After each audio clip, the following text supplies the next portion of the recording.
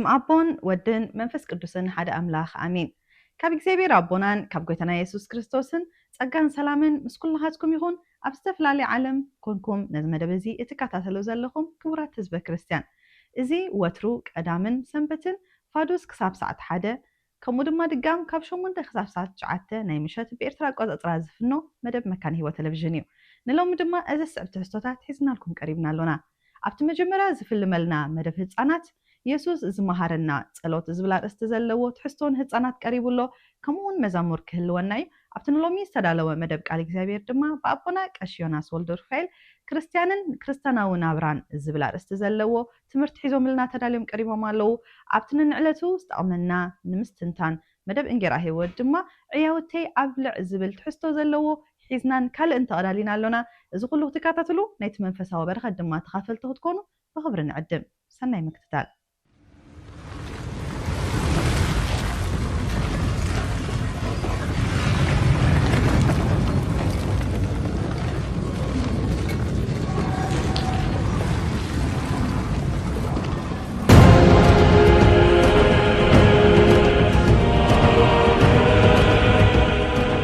ክርስቶስ ትንሣኤ ሙታን በአብይ ኃይል ወስልጣን አስሮ ለሰይጣን አጋዞ ለአዳም ሰላም ዘይሰብ ሆነ ፍስሐ ወሰላም ክርስቶስ ትንሣኤ ሙታን በአብይ ኃይል ወስልጣን አስሮ ለሰይጣን አጋዞ ለአዳም ሰላም ዘይሰብ ሆነ ፍስሐ ወሰላም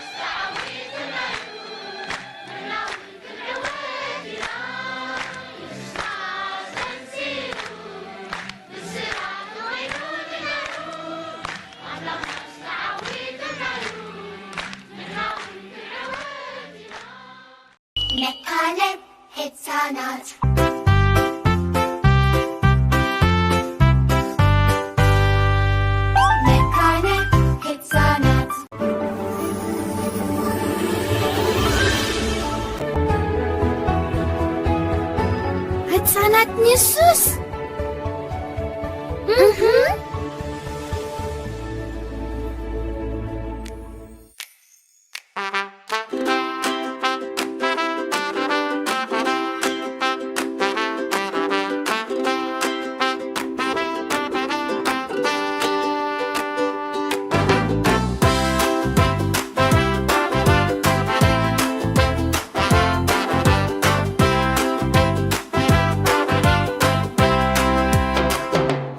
وحزيتك قالوا لي وحزيتك قالوا لي وحزيتك قالوا لي قبل البيت وحزيتك قالوا لي وحزيتك قالوا لي وحزيتك قالوا لي قبل البيت وحزي سلام قالوا لي وحزي سلام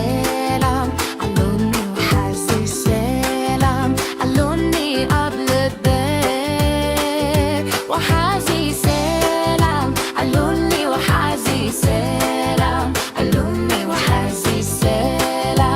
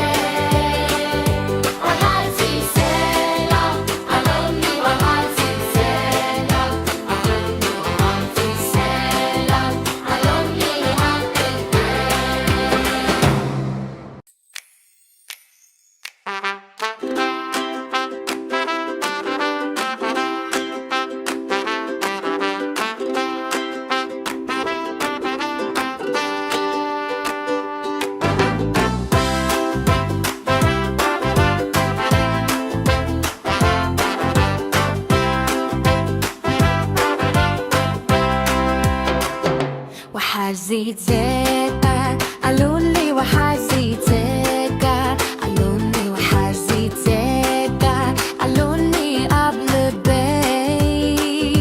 وحزيت زيتا قالولي وحزيت زيتا قالولي وحزيت زيتا قالولي قبل البيت وحزي سلام قالولي وحزي سلام قالولي وحزي سلام قالولي قبل البيت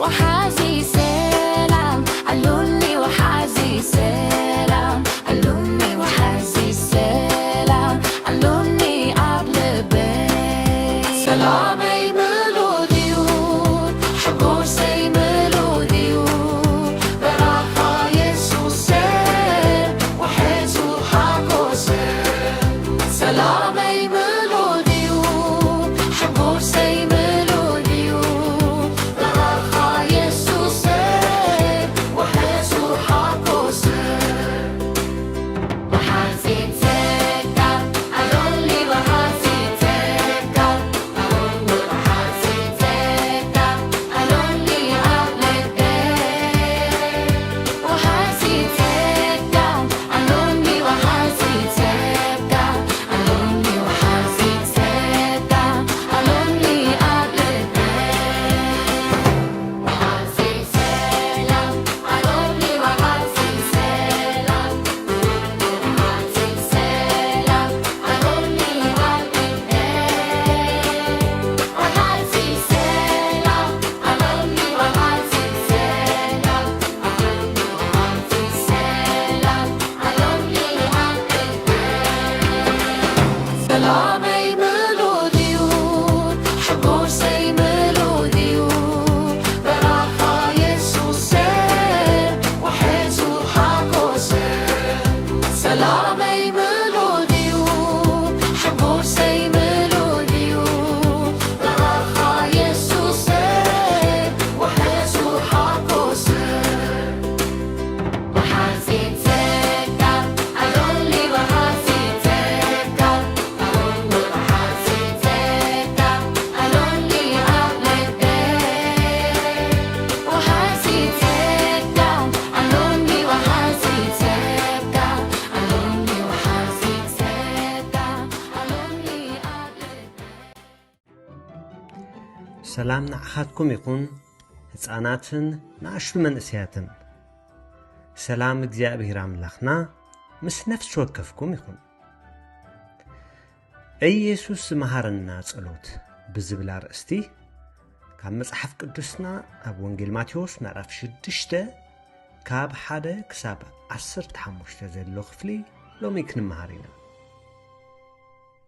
ጎይታና ኢየሱስ ንሰባት ብኸመይ ንኣምላኽ ብዘሐጉስ መገዲ ክነብሩ ከም ዘለዎም ምምሃር ይፈቱ ነበረ ኣብዚ ክፋል መጽሓፍ ቅዱስ ሰናይ ነገራት ምግባር ማለት ንኻልኦት ምሕጋዝ ወይ ምጽላይ ንሰባት ንምምሳጥ ዘይኮነስ ካብ ዝፍቅር ልቢ ክመጽእ ከም ዘለዎ ይገልጽ ጎይታና ኢየሱስ ንኣዕርኽቱ እውን ኣዝዩ ፍሉይ ጸሎት ይምህሮም እዩ ከመይ ገይሮም ከም ምስ ሓደ ዝሰምዕን ዝጥምትን ሓላይ ኣቦ ምስ ኣምላኽ ከመይ ገይሮም ከም ዝዛረቡ የርእዮም እዚ ታሪኽ እዚ ኣብ መዓልታዊ ህይወትና ከመይ ጌርና ቅንዕና ዘለዎም ሕያውትን ናብ ኣምላኽ ቀረባ ዝኾኑ ክንከውን ከም እንኽእል ክንመሃር ይሕግዘና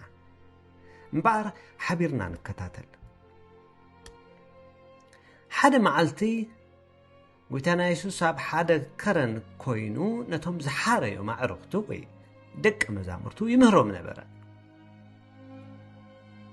ንሱ ድማ ሰባት ከስተብህሉልኩም ጥራይ ጽቡቕ ክትገብሩ ኣይትፈትኑ ኣምላኽ ነቲ ኣብ ልብኻ ዘሎ እምበር ካልኦት ዝረኣይዎ ጥራይ ኣይኮነን ዝግደስ በለ ንሓደ ሰብ ክትሕግዝ ከለኻ ኩሉ ሰብ ክሪኤካን ከተቃልካን ንረኣዩለይ ኣይትግበር ገለ ሰባት ከምኡ ዝገብሩ ኣቓልቦ ንምርካብ ጥራይ እዩ። ኣምላኽ ግን ከምኡ ኣይኮነን ዝደሊ። እግዚኣብሔር ነቲ ንስኻ ትገብሮ ይርእዮ እዩ፣ ዋላ ካልእ ሰብ እንተዘይገበሮ። ንሓደ ሰብ ንምሕጋዝ ገለ ነገር ክትህብ ከለኻ ብምስጢር ክትሕዞ ፈትን። ንኹሉ ምሕባር ኣየድልየካን እዩ። እግዚኣብሔር ነቲ ትገብሮ ዋላ ካልእ ሰብ ዝፈልጦ እንተዘየለ ኣምላኽ ነቲ ዝገበርካዮ ይርእዮ እሞ ይሕጐሰልካ። ክትጽሊ ከለኻ ሰባት ምእንቲ ክርእዩኻን ናይ ብሓቂ ንፉዕ ምዃንካን ምእንቲ ክርእዩ ኢልካ ኣይትግበሮ። ገለ ሰባት ኩሉ ሰብ ኣብ ዝርእየሉ ቦታ ኮይኖም ክጽልዩ ይፈቱ። ኣምላኽ ዝደልዮ ጸሎት ግን ከምኡ ኣይኮነን። ኣብ ብሕትኻ ስቕ ኢልካ ክትጽሊ ከለኻ እውን ኣምላኽ ይሰምዓካ እዩ። ክትጽሊ ምስ ደለኻ ናብ ክፍልኻ ከይድካ ማዕጾኻ ዓጺኻ ስቕ ኢልካ ምስ ኣምላኽ ተዘራረብ። ኣምላኽ ዋላ እውን በይንኻ ኣብ ዘለኻሉ ኩሉ ይርእየካ እዩ፣ ንሱ እውን ይሕጐሰልካ። ክትጽሊ ከለኻ ብዙሕ ብምዝራብካ ኣምላኽ ክሰምዓኒ እዩ ኢልካ ብዙሕ ቃላት ጥራይ ደጋጊምካ ይትዛረብ። ኣምላኽ ቅድሚ ምሕታትካ እኳ እንታይ ከም ዘድልየካ ድሮ ይፈልጥ እዩ። ስለዚ ከምዚ ኢልኩም ጸልዩ። ኣብ ሰማይ ትነብር ኣቦና፣ ስምካ ይቀደስ፣ መንግሥትኻ ትምጻእ፣ ፍቓድካ ከምቲ ኣብ ሰማይ ከምኡ ድማ ኣብ ምድሪ ይኹን። ናይ ዕለት እንጌራና ሎሚ ሃበና፣ ንሕና ንዝበደሉና ከም ዝሓደግናሎም በደልና ሕደገልና፣ ካብ ክፉ ኣድሕነና እምበር ናብ ፈተና ኣይተእትወና። መንግሥትን ሓይልን ክብርን ንዘለዓለም ናትካ እዩ፣ ኣሜን። ቀጺሉ ኢየሱስ ንኻልኦት ሰባት ክፉእ ክገብሩ ከለዉ ይቕረ እንተበልካሎም ኣምላኽ ንዓኻ እውን ይቕረ ክብለልካ እዩ። ንኻልኦት ይቕረ እንተዘይበልካሎም ግና ኣምላኽ ይቕረ ኣይብለልካን እዩ በለ። እምበኣርከስ እቲ ታሪኽ ከም ዝሰማዕናዮ እዩ። እቲ ጐይታ ዝመሃረና ምህሮ ከም ዝሰማዕናዮ እዩ። ጐይታ ኢየሱስ ሰባት ንኻልኦት ክሕግዙ ወይ ክጽልዩ ከለዉ ንኽረኣየሎም ዘይኮነስ ብሕቲሎም ወይ ከየወዓውዑ ብቕንዕናን ክገብርዎ ከም ዝግብኦም እዩ ዝምህሮም። እዚ ኸዓ ኣምላኽ ነቲ ኣብ ልብና ዘሎ ከም ዝርእዮ ይገልጽ። ድሕሪኡ ኢየሱስ ንዕርኽቱ ፍሉይ ጸሎት ነይርዎም። እዚ ድማ ጸሎት ጐይታ ወይ ከምቲ እንፈልጦ ኣብ ሰማይ ትነብር ኣቦና ይበሃል። ከመይ ገይሮም ምስ ኣምላኽ ብእምነትን ብኣኽብሮትን ብፍቕርን ከም ዝዛረቡ ንኽመሃሩ ይሕግዞም። እዚ ምህሮ እዚ እምበኣር ኣምላኽ ንነገራት ካብ ብኻልኦት ከመይ ከም ዝረኣዩ ንላዕሊ ንምንታይ ከም እንገብሮ ዝያዳ ከም ዝግደስ የዘኻኽረና። ክንጽልይ፣ ክንህብ ወይ ክንሕግዝ ከሎና ካብ ሓቀኛን ፈቃርን ልቢ ክመጽእ ወይ ክምንጩ እዩ ኣምላኽ ዝደሊ። ጐይታና ኢየሱስ ከም ሓደ ዝሰምዓናን ይቕረ ዝብለልናን ዘድልየና ዝመልዓልናን ሓላየ ኣቦ ምስ ኣምላኽ ክንዛረብ ከም እንኽእል የርእየና። ኣብ መዓልታዊ ህይወትና ኣብ ገዛ፣ ኣብ ቤት ትምህርቲ ወይ ኣብ ቤተ ክርስቲያን ኣምላኽ ነቲ ብሕቡእ እንገብሮ ሰናይ ከም ዝሪኦን ከም ዝፈትዎን ፈሊጥና ቅንዕና ዝመልኦ ሕያዋይን ጸሎት ዝፈቱን ህይወት ክንለማመድ ንኽእል። እግዚአብሔር ይባርኩም።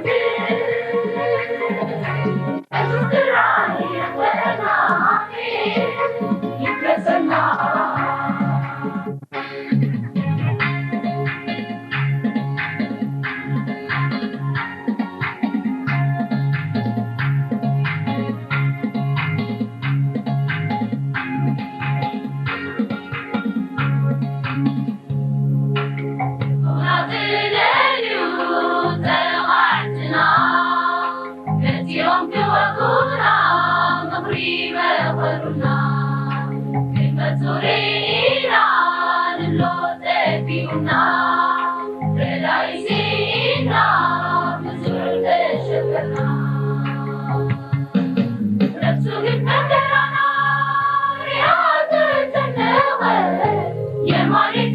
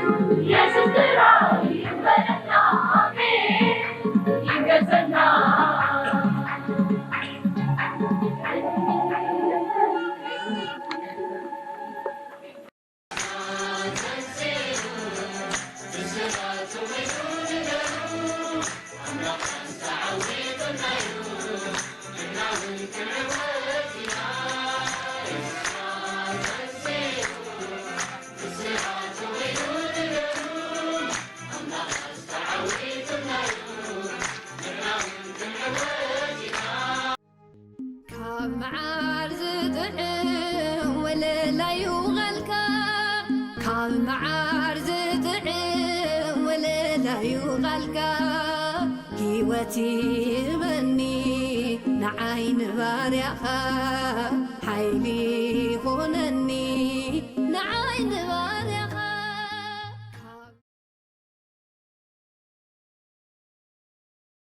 كريستنان كريستياناوي نبران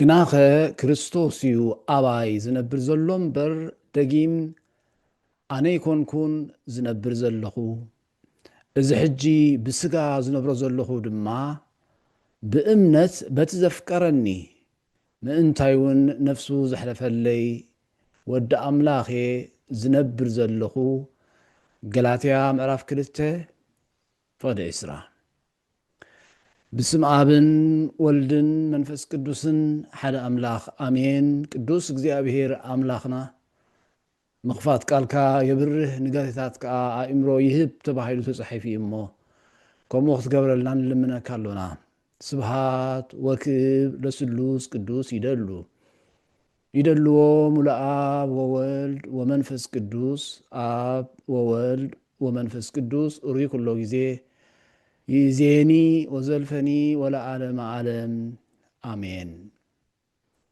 كريستيانان كريستياناوي نابران كنبر كلنا بزعبا امنت رايزي يكونس بزعباتي امنت ام معالتاوي هيوتنا زفترو صلوان ان مرحل مقدن إنا نزارب حواريا قدس باولوس دقيم أنا يكون كون زنبز زلخو كبل كلو نتي أنا كبلو زخل زنبره كله كم قحاف سلز دربيوي نسا فيليبي صحف اللهم كله أنا بسامنيتي معالتي اتغزركو كاب عليت إسرائيل كاب نجد بنيام إبراوي كاب إبراويان بحقي فريساوي بغنات سقاقو محبر بصدق حقون منكب زي باللي إذن عاي ربحا زنا برقنا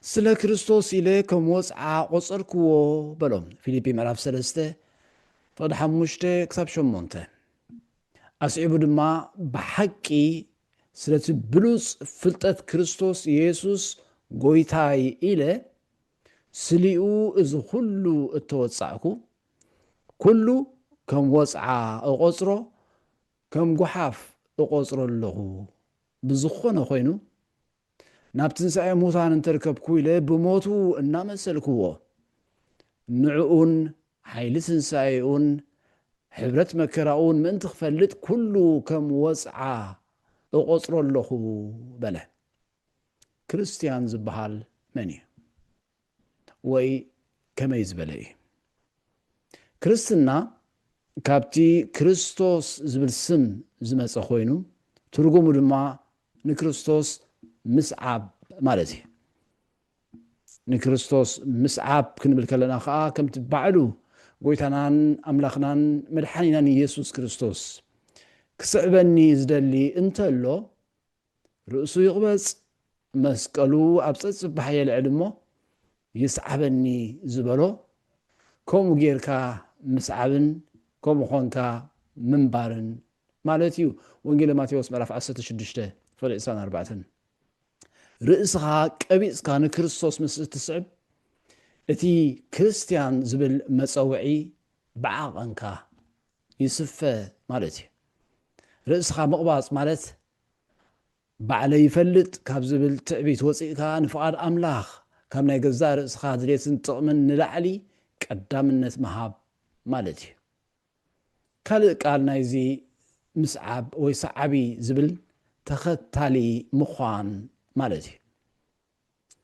كريستوس من محارده هو نحنا ونكمو كريستوس متصليدو نحنا ونكمو كريستوس نطقعات محجزدو نحنا ونكمو نكريستوس مسعب مالت نقولتنان مدحنان يسوس كريستوس كم رول موديل كم مرأية كم أبنت هيوت غير كموساد مالتي سالساي ترجمتي سعابي زبل قال لما تمهراي ود مزمور مالتي كابت قدوس قال مصحف قدوس معالتاوي زمهر نتي استمهروا دما ابنابرؤو معالتاوي زتغبر مال دماي ود مزمور تمهراي مسعب حدا غزي طراي زغبر زي كونسي ناي زلعلم غعزو مخالو دما قويتانان مدحنان يسوس كريستوس او وانجيل ماتيوس معرف 15 نحق قند ويني أنا ጨናፍር ከዓ ንስኻትኩም ኢኹም ጨንፈር ኣብቲ ጉንዲ እንተዘይጸኒዑ ካብ ርእሱ ክፈሪ ከም ዘይኽእል እናበለ ክዛረብ ከሎ ንሰምዖ ምስዓብ ማለት ምስኡ ምስ ክርስቶስ ምስቲ ጉንዲ ተጣቢዕካ ምስኡ ምንባር ካብኡ ሓይሊ እናረኸብካ ምኻድን ምምልላስን ማለት እዩ ክርስቲያናዊ ናብራ ማለት ንክርስቶስ ኢየሱስ ዘንጸባርቕ ህይወት ምንባር ማለት እዩ ፍቕሪ እቲ ዝዓበየ ትእዛዝ እግዚአብሔር ንእግዚአብሔር ኣምላኽካ ብምሉእ ልብኻ ብምሉእ ሓይልኻ ብኩለንትናኻ ኣፍቅሮ ከምኡኻ ንዓኣት ምሳ ንብፃይካ ከም ነፍስኻ ኣፍቅሮ ትብል ፍቕሪ ሓቀኛ መለለይ ክርስቲያን እያ ክርስቲያን እየ ዝብልን ብፍቕሪ ዘይልለን ኣብ ሓሶት ይነብር ቅድስና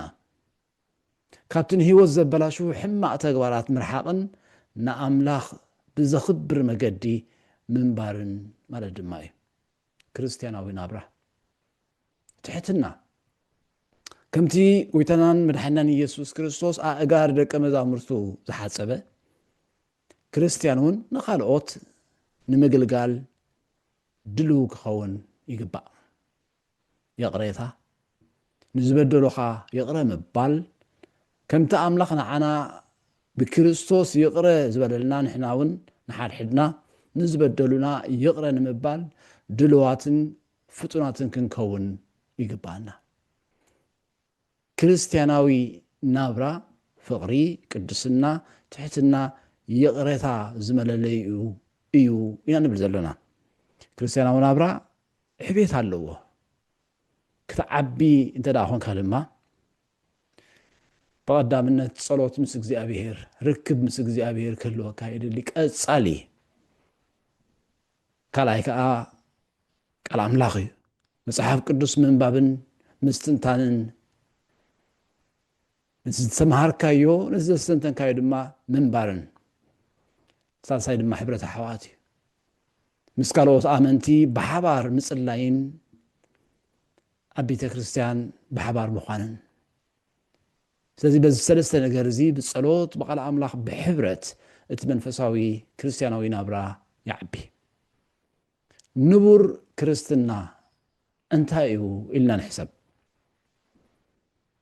ቅልል ብዝበለ መረዳእታ ምእንቲ ክኾነልና ክንዝክሮ ክሕግዘና ምእንቲ ድማ ሐዋርያ ቅዱስ ጳውሎስ ንሮሜ ኣብ ጽሓፎ መልእኽቲ ምዕራፍ 15 ነተን 14 ፍቕድታት ንርአየን ምዕራፍ 15 ካብ ፍቕዲ 1 ክሳብ 14 ዝቐረበ ኣብኡ ብቐዳምነት ዝገልጾ ነገር እንታይ እዩ እቲ ንቡር ክርስትና ርእሰይ ይጥዓመኒ ዘይብል ምዃኑ እዩ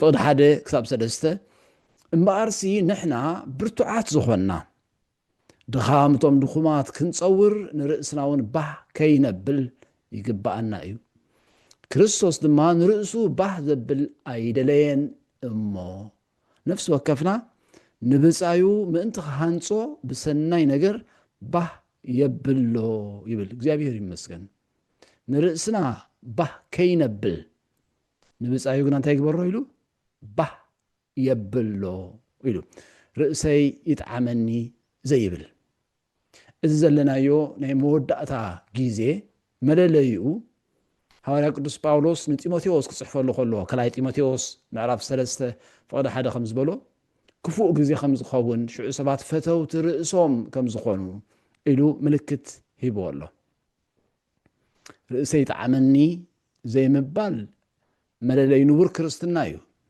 ዘለናዮ ዘመን ድማ መለለይኡ ሰባት ርእሰይ ይጥዓመኒ ዝብልሉ ግዜ ምዃኑ እዩ ጸሎትና ከይተረፈን ፈትሾ ንርእሰይ ይጥዓመኒ ካብ ዝብል ህይወት ተገላጊልና እንተኮይንናኻ ርእስና ንመርምር ኣብ ዘይንቡር እናሃለናስ ኣብ ንቡር ንነብር ከም ዘለና ጌርና ርእስና ኣይንጠብር ካልኣይ ምህሮኡ ካብ ቅዱሳት ጽሑፋት ዝገበረ እዩ ንቡር ክርስትና ተቐዳማይ እንታይ ኢልናዮ ርእሰይ ይጥዓመኒ ዘይብል ተኻልኣይ ከዓ ምህሮኡ ካብ ቅዱሳት ጽሑፋት ዝገበረ ምዕራፍ 15 ፍቕዲ 4 እንታይ እዩ ዝብል ብትዕግስትን ብምጽንናዕ ጽሑፋትን ተስፋ ምእንቲ ክኾነልና እቲ ቀደም እተጻሕፈ ዘበለ ኩሉ ንምህሮና እዩ እተጻሕፈ ይብል። እግዚአብሔር ይመስገን። ቃል እግዚአብሔር ንምንባብ ንምስትንታን ንምጽናዕ ዝኸውን ስሩዕ ህይወት ኣለና ዶ? ከምኡ እንተዘይብልና ኣብ ንቡር ክርስቲያናዊ ህይወት ኣለና ብምባል ርእስና ይንጠብር። መዓልታዊ ንቓል ኣምላኽ ዘይምርምር ሰብ ኣብ ንቡር ክርስቲያናዊ ህይወት የለን። ሳልሳይ ሕብረት ኣሕዋት ዘማእከለ ክርስትና ሮሜ ምዕራፍ 15 ካብ 4 ክሳብ 6 ግናኸ ሓቢርኩም ብሓደ ኣፍ ኮይንኩም ንኣምላኽ ንሱ ከዓ ኣቦ ጎይታና ኢየሱስ ክርስቶስ ምእንቲ ከተኽብሩስ እቲ ናይ ትዕግስትን ምጽንናዕን ኣምላኽ ኣብ ንሓድሕድኩም ከምቲ ናይ ክርስቶስ ኢየሱስ ጌርኩም ሓደ ሓሳብ ክትሓስቡ ይሃብኩም ይብሎም። ሕብረት ኣሕዋት ዘማእከለ ክርስትና ብምኽንያት ጸሎትን ኣስተንትኖን ዝተወሰነ ግዜ ርእስኻ ምግላል ንቡር ክኸውን ከሎ ካብኡ ወፃኢ ግና ካብ ሕብረት ኣሕዋት ተፈሊኻ ንብሕትኻ ክትነብር ምፍታን ንቡር ክርስቲያናዊ ህይወት ኣይኮነን። ኣብ ዘይንቡር እናሃለና ኣብ ንቡር ከም ዘለና ጌርና ርእስና ኣይንጠብር። ራብዓይ ሓድሕድ ምቅብባል ዘለዎ ክርስትና ሓድሕድ ምቅብባል ዘለዎ ክርስትና ሮሜ 15 ፍቅዲ 7 ክሳብ 8 ክርስቶስ ነቲ ተስፋ ኣቦታት ከጽንዖስ ምእንቲ ሓቂ ኣምላኽ ኣገልጋሊ ግዝረት ከም ዝኾነ እብል ኣለኹ። ስለዚ ድማ ከምቲ ክርስቶስ ንኽብሪ ኣምላኽ እተቐበለኩም ንሓድሕድኩም ተቐባበሉ ይብል። እግዚአብሔር ዝተመስገነ ይኹን። ንሓድሕድኩም እንታይ ግበሩ? ተቐባበሉ ይብል። ክርስቶስ እኳ ዝተቐበለናስ ንሕና ደኣ መን ኮይንና ኢና ብጻይና ንምቕባል ንሕንግድ ደጊምነ ዝተብህል ቤተ ክርስቲያን ንሓድሕዳ ዘይትቀባበል ኣገልገልቲ ንሓድሕድና እንነፋፈግ ምእመናን ድማ ሓድሕድ ዝተፋነኑ ክሳዕ ዝሃለውና ኣብ ንቡር ክርስቲያናዊ ህይወት ከም ዘየለና ነስተብህል። ቀፂሉ ብመሪሕነት መንፈስ ቅዱስ ዝመላለስ ክርስትና እዩ። ፍቕዲ 13 ንረኽቦ ሮሜ ምዕራፍ 15 ፍቕዲ 13 ብሓይሊ መንፈስ ቅዱስ ኣዚኹም ብተስፋ ምእንቲ ክትህብትሙስ እቲ ናይ ተስፋ ኣምላኽ ኩሉ ሓጎስን ሰላምን ዘበለ ብእምነት ይምላእኩም ይብሎም። ተስፋ፣ ሓጎስ፣ ሰላም፣ እምነት እዞም ቃላት እዚኦም ኣብ ገላትያ ምዕራፍ 5 ፍቕዲ 22 ከይድና ከም እንሪኦ ፍረ መንፈስ ተባሂሎም ተጸዊዖም ዘለዉ እዮም። ሓይሊ መንፈስ ቅዱስ ዝዝውሮ ህይወት ሒዝና ክሳዕ ዘይተመላለስና ኣብ ንቡር ክርስቲያናዊ ህይወት ንነብር ከም ዘለና ጌርና ርእስና ክንጥብር ኣይግባአን።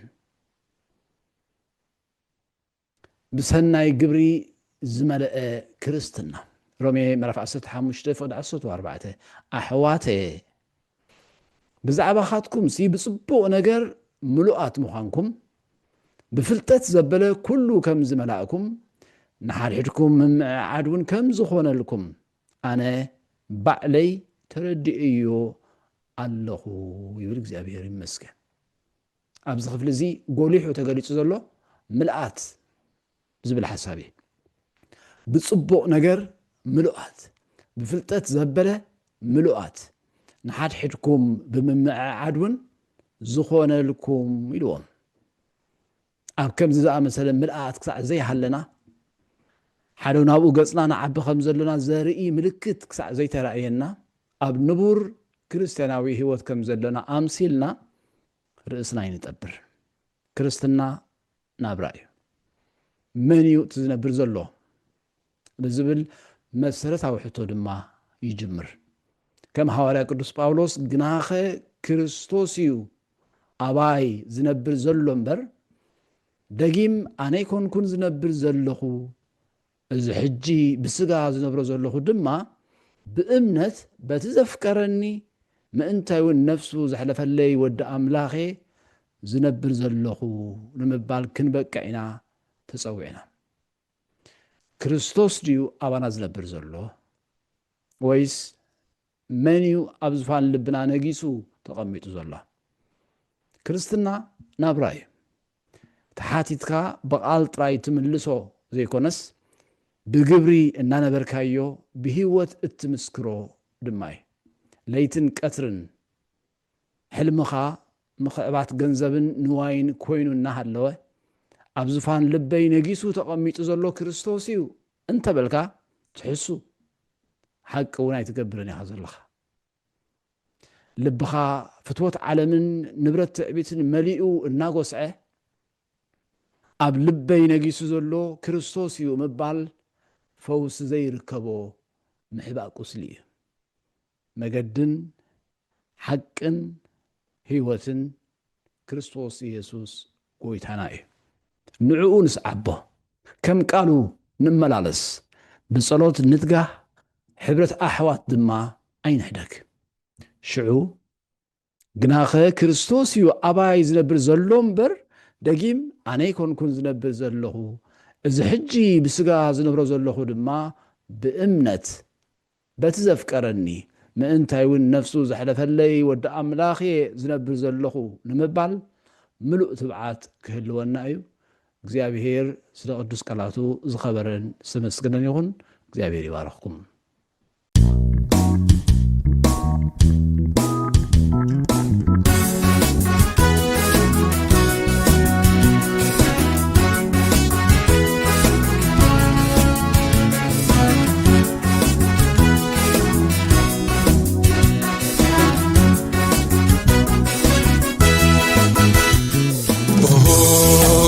شرون تنرليت قبل لنا عبد بنا تستوت حج يا بيك أملاك مسلو زي اللي تنتي من بري خايو نسو راحي خايو يشرون تنرليت قبل لنا أبصر ما يستوت حج يا بيك أملاك مسلو زي اللي نسو مدحاني خايو نسو سيف حابن كايو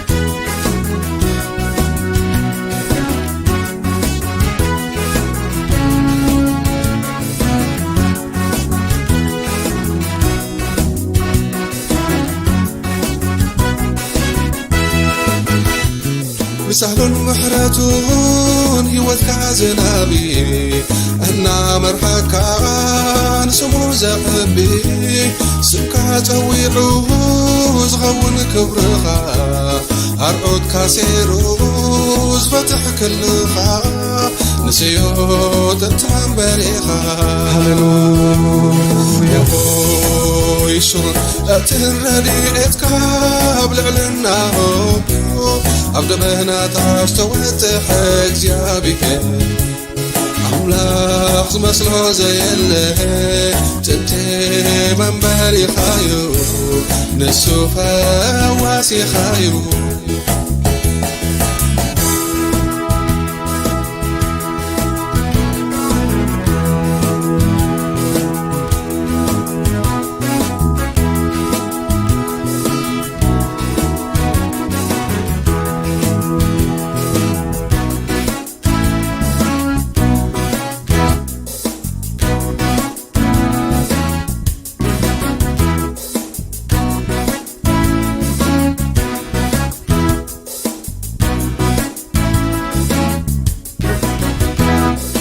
أملاك تنتي من بري خايو أبي وتقعزوخا وتحقس خايو أبكي ظلمات سخون مبراتي بدبنا زمرح كله معلتي نسيوز العالم زرستي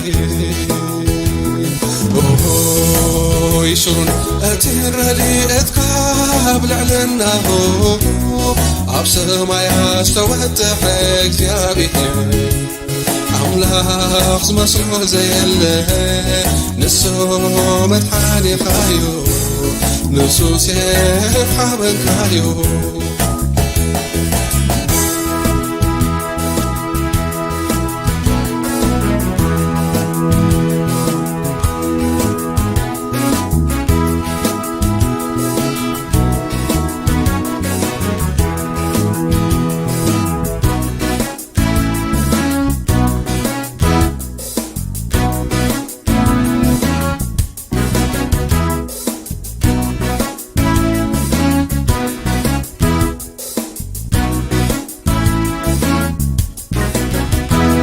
زنبرن زلون زلالهم زنبر بخونتات كافتهم زي كير يشورني لو زسوع بسمكا رستو فتكونو حربون زتبكا منفسو زحبر عبخا هللويا يشنو تير ريئتك بلعلناهو أبسما يستوت حق يابيه أملاخ زمسلو زيله لسو مدحاني خايو نسو سيف حابن كايو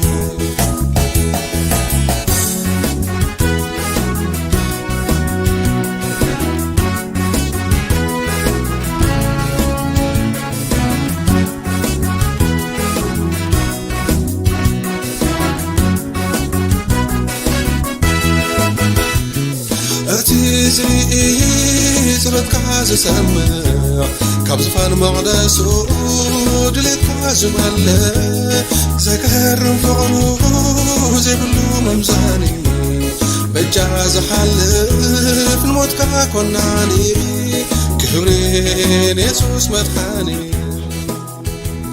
كبرين يسوس مدحاني هللويا كبرين يسوس مدحاني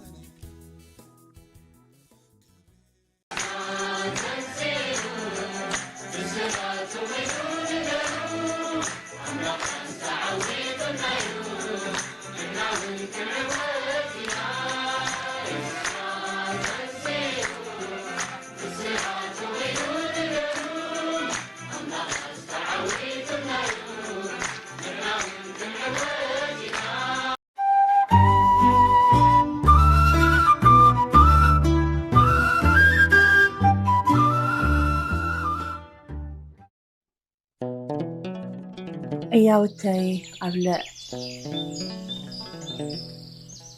مستمسحق يسوس نسمعون بطرس سمعون وديونا كابزي أتوم أبليس كادو تفكرني إخا بلو نسوخا هو قويتاي أنا خمزة فكركا نسخا تفلت اللوخا بلو نسو أياوتي أبلع بلو ወንጌል ዮሐንስ ምዕራፍ 21 ጥቕሲ 15 ዕየት ማለት ውላድ በጊዕ ምዃና ኩልና ንፈልጥ ኢና ምሳሊኡ ከዓ ሓደ ዘይደልደለ ብዙሕ ምክንኻን ምግብን ሓለዋን ዘድልዮ መጓሰ እዩ ጎይታና ከዓ ዕያውቲ ኣብልዕ ክብል ከሎ ኣብቲ መጓሲኡ ብዙሓት ዘይደልደሉ ውልዶ ዝኾኑ ገርህታትን ድኹማትን ዕምቆት ዘለዎ ቃል ኣምላኽ ዘይፈልጡ ወይ ጽቡቕ መሰረት ንዘይብሎም ሰባት እዩ ዘመልክት ዘሎ በዚ ምኽንያት እዚ ድማ ነቶም ዘፍቅሮም ደቁ ብብዙሕ ፍቕርን ምክንኻንን ዋጋ ዘኽፍል መስዋዕትን ኣገልግሎት ከነገልግሎም ዝጸዋዓና ንዕያውቱ ምብላዕ بقال أملاخ من مجاب عبد مسرت زخنة كريستوس متكلم نتوم نعو زفقرو زقد فلهم لبوايو معرقن دين يسوس تفكر دما عبتهم قويتا زفقرهم عياوتو زلكا فقرن مكنخانن يخاتم الزن ቅዱስ ሐዋርያ ጴጥሮስ ምልክት ናይቲ ንጎይታናን መድሓኒናን ኢየሱስ ክርስቶስ ዘለዎ ፍቕሪ ኣብ ደቁ ሓልዮትን ምክንኻንን ከርኢ እዩ ተሓቲቱ ኣብ ቤት ኣምላኽ ንዘለዉ ህፃናት ክሳዕ እጹም ብልዕ ምብላዕ ዝኽእሉ ክንጸሮምን ከም ዓቕሞም ክኸዱ ክንጓስዮምን እምበር ከም ናይ ዓበይቲ ኣካይዳ ክኸዱ ከም ዘይክእሉ ክንርድኣሎም ይግባእ። ዕየት ክሳዕ ዝዓቢ ካበዲኡ ኣይፍለኒ። እቲ ምኽንያት ከዓ ካብኣ ሙቖትን ምግብን ሓለዋን ስለ ዘድልዮ እዩ። ከምኡ ከዓ ኣብ ቤት ኣምላኽ ነቲ ውልዶ ዝኾነ ሰብ ብፍቕሪ ከነማምቆ ብጸባ ማለት ብቓል ኣምላኽ ክንዕብዮ ካብ ኩሉ ናይ ስሕተት ትምህርቲ ክንሕልወን ሓላፍነትና እዩ። ከምዚ ብምግባርካ ከዓ ንኢየሱስ ዘለካ ፍቕሪ ትገልጽ። ምክንያቱ ቃል ኣምላኽ ነቲ ምስኡ ዘሎ ሓዉ ዘይፍቅርሲ ነቲ ዘይርአ ኣምላኽ የፍቅሮ እየ እንተበለ ንሱ ሓሳዊ እዩ ዝብለና። ንክርስቶስ ምፍቃር ማለት ንኣሕዋትካ ምፍቃር ማለት እዩ። ፍቕሪ ድማ ብመስዋዕት እያ ትግለጽ። ነዚ ክርስቶስ ቀዳማይ ኣብነትና እዩ። የፍቅረኩም እየ ብምባል ብነቢያት ኣይኮነን ነጊሩና፣ ናይ ህይወት መስዋዕት እዩ ከፊሉልና። መግለፂ ፍቕሪ ድማ ናይ መስቀሉ ዕለት ምስክር እዩ። እቲ ከምዚ ገይሩ ዋጋ ዝኸፈለን ኣርኣያ ዝኾነን ኣቦ ፍቕሪ ከም ነፍቅሮ ክርኢ ባህጉ እዩ። ደቁን ህፃናቱን ብምምጋብ ድማ ነቲ ዝገደፈልና ኣርኣያ ክንስዕብ ሓደራ ይብል። ዝጽናዕ ጥቕሲ ነቲ ዝረኣዮ ሓዉ ዘየፍቅሮስ ነቲ ዘይረኣዮ ኣምላኽ ከፍቅሮ ኣይከኣለን እሞ ንሓዉ እናጠልኦስ ንኣምላኽ ኣፍቅሮ እየ ዝብል እንተሎ ንሱ ሓሳዊ እዩ። ቀዳማይ መልእኽቲ ዮሃንስ ምዕራፍ 4 ጥቕሲ 20 ንጸሊ። ጎይታዬን ኣምላኸይን ነቶም ቃልካ ክምግቦምን ክከናኸኖምን ዘለኒ መጓሰኻ ብምክንኻን ፍቕርኻ ክገልጽ ጸጋኻ ኣብዛሓለይ ኣሜን።